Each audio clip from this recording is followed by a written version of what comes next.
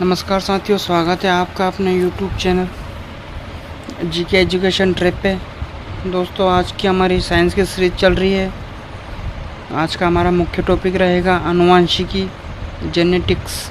आज हम आनुवंशिक पर क्लास डिस्कस करेंगे, फुल क्लास डिटेल पढ़ेंगे दोस्तों।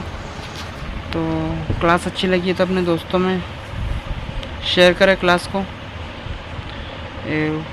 यूट्यूब चैनल को सब्सक्राइब कर लीजिएगा, बेल आइकन दबाना ना भूलें, जिससे हर नोटिफिकेशन आपको मिलता रहेगा। लाइक कीजिएगा क्लास को दोस्तों, इससे हमें मोटिवेशन मिलेगा।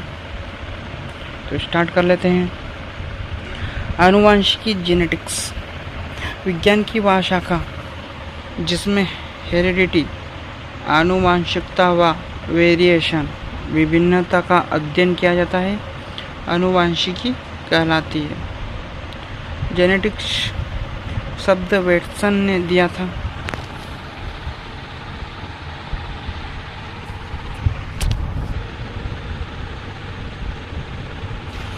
Father of genetics Gregor John Mendel. Heredity, अनुवांशिकता। अनुवांशिकता को दोस्तों हेरिडिटी के रूप से के नाम से जाना जाता है। हेरिडिटी अनुवांशिकता लक्षणों का एक पीढ़ी से दूसरी पीढ़ी में ट्रांसफर होना, लक्षणों का जनक से संतति में ट्रांसफर होना हेरिडिटी एवं आनुवंशिकता कहलाती है। हेरिडिटी शब्द स्पेंसर 1863 में वेरिएशन, विभिन्नता, लैंगिक जनन के दौरान जीन विनिमय, क्रॉसिंग ओवर होने के कारण एक हो जाती है के जीवों में विभिन्नता पाई जाती है। एक हो जाने के कारण जीवों में विभिन्नता पाई जाती है। ग्रेगर जोहन मेंडल का परिचय। जन्म 22 जुलाई 1822 में। जन्म 22 जुलाई 1822 में ऑस्ट्रिया देश के हेंजनडार्फ प्रांत के सिलियन गांव में हुआ था।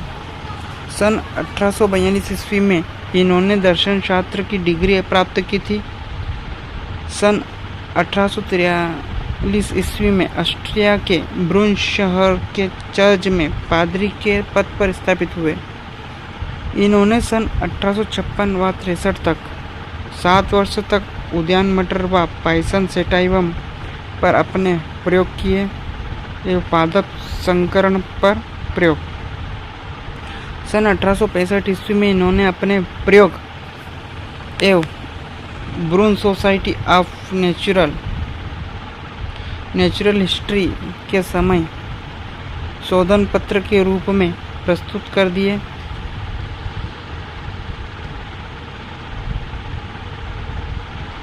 अठारह ईस्वी में इस सोसाइटी ने अपनी पत्रिका में इनका प्रकाशन किया।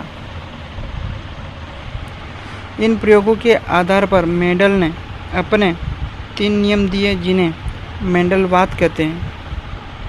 प्रभावित का नियम, पृथक्करण का नियम एवं स्वतंत्र अपव्यूहन का नियम। 6 जनवरी 1884 में किडनी खराब होने की वजह से मेंडल की मृत्यु हो गई। मेंडल के प्रयोगों की पुनः खोज सन 1900 ईस्वी में 3 वैज्ञानिकों के द्वारा की गई, जो कि है हार्गो डी ब्रिज, जो कि हालैंड के वैज्ञानिक हैं, कार्ल कोरेन, जो कि जर्मनी के वैज्ञानिक है दोस्तों। फिर है एरिक वान शेरमेक, जो कि ऑस्ट्रिया के वैज्ञानिक हैं। मेंडल ने मटर के पौधे का चयन क्यों किया?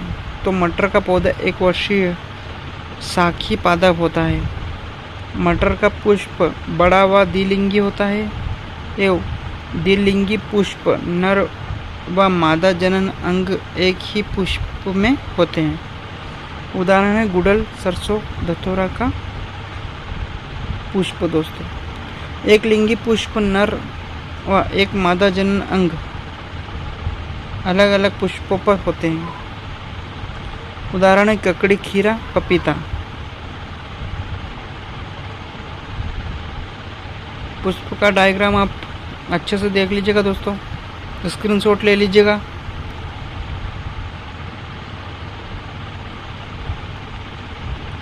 मटर में स्वपरागण की क्रिया के द्वारा शुद्ध वंशक्रम सरलता से प्राप्त किया जा सकता है एवं परागण परागकणों का वतिकाग्र तक पहुंचना परागकण कहलाता है। परागकण दो प्रकार का होता है, स्वपरागण एवं परागकणों का अपने ही पुष्प की वतिकाग्र पर गिरना। पर परागण परागणों का एक पुष्प से निकलकर दूसरे पुष्प की वतिकाग्र पर जाकर गिरना। एवं मटर में विपुसन विधि के द्वारा कृत्रिम पर परागण आसानी से किया जा सकता है। मेंडल ने मटर के अंदर 34 जोड़ी वीर्पयासी लक्षण देखे थे, लेकिन अपने प्रयोगों के लिए केवल 7 जोड़ी वीर्पयासी लक्षणों का चयन किया। पौधे की लंबाई, दूसरा है पुष्प की स्थिति, तीसरा दोस्तों पुष्प का रंग, ये चौथा है फली की आकृति, ये पांचवा फली का रंग, ये छठा है बीज का रंग, ये सातवां बीज की आकृति। दोस्तों आनुवांशिकी शब्द जीन शब्द जोहानसन ने 1909 में दिया। ये गुणसूत्रों पर रेखीय क्रम में पाए जाते हैं। लक्षणों का निर्धारण, एक जीन एक लक्षणों को नियंत्रित करता है, हमेशा जोड़े में पाए जाते हैं एवं आनुवांशिकी की मूलिकाएं होती है। जीन वह कारक जो किसी एक लक्षण को नियंत्रित करता है जीन कहलाता है। जीन शब्द 1909 ईस्वी में जोहानसन ने दिया था। एवं जीन को आनुवांशिकी की मूलिकाएं माना जाता है। जीन गुणसूत्रों पर रेखीय क्रम में लगे होते हैं एवं जीन हमेशा जोड़ों में पाए जाते हैं। कैपिटल टी लंबाई का जीन एवं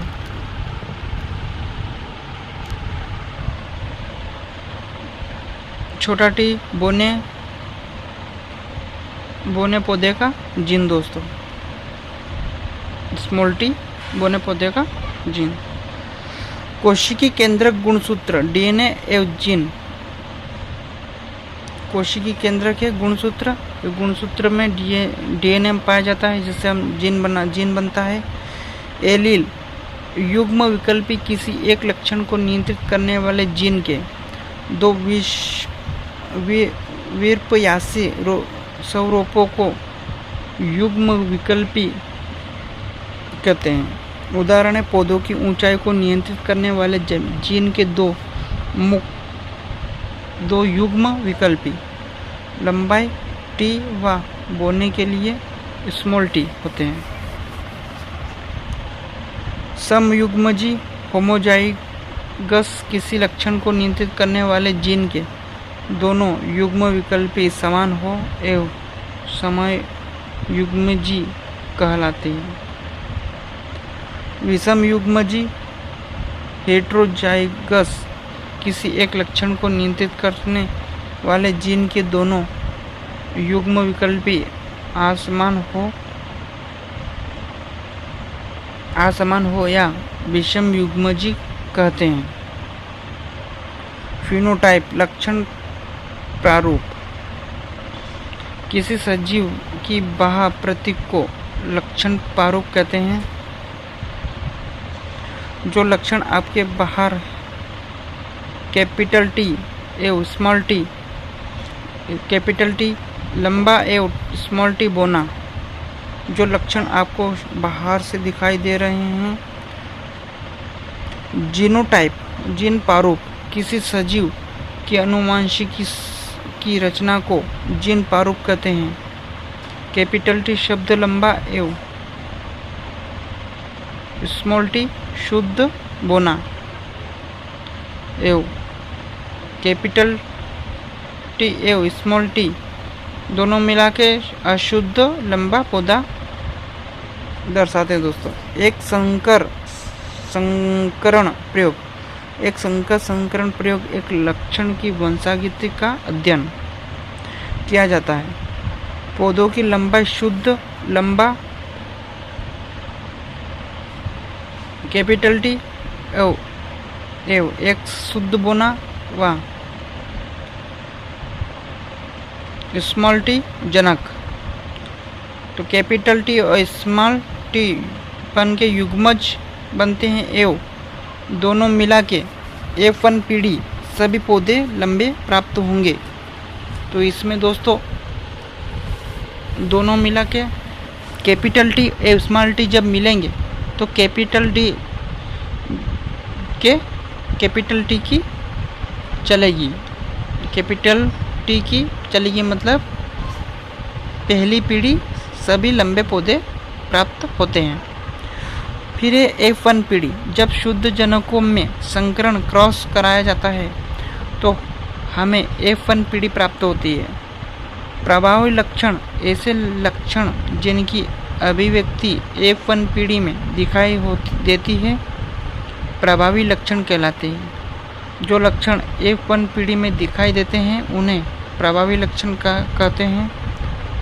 अप्रभावी लक्षण ऐसे लक्षण जो F1 पीढ़ी अभिव्यक्ति न होकर सीधे ही F2 पीढ़ी में दिखाई देते हैं अप्रभावी लक्षण कहलाते हैं। उदाहरण दोस्तों, पिता काले एवं माता गोरी। तो पिता का स्मॉल कैपिटल B एवं स्मॉल b माता के लिए। तो ये है जनक एवं कैपिटल B स्मॉल b दोनों क्या होता है तो युग्मज होते हैं। ये दोनों मिलेंगे दोस्तों तो कैपिटल B की चलेगी। मैंने पहले ही बता दिया ऊपर आपको कि कैपिटल T या कैपिटल B जो भी कैपिटल रहेगा उसका चलेगी। तो यहाँ पे पिता का है कैपिटल B। तो पिता काले F1 पीढ़ी क्या होगी, काले बच्चे होंगे दोस्तों।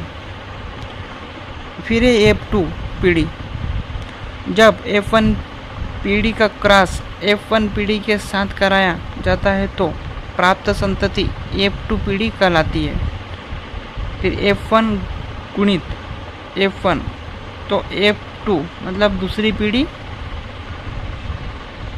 जन्म लेगी। नोट, F2 पीढ़ी को देखकर ही फिनोटाइप व जीनोटाइप लिखे जाते हैं। तो आज के लिए इतना ही दोस्तों, मिलते हैं एक नए टॉपिक के साथ। तब तक के लिए हंसते रहिए, मुस्कुराते रहिए, पढ़ते रहिए दोस्तों।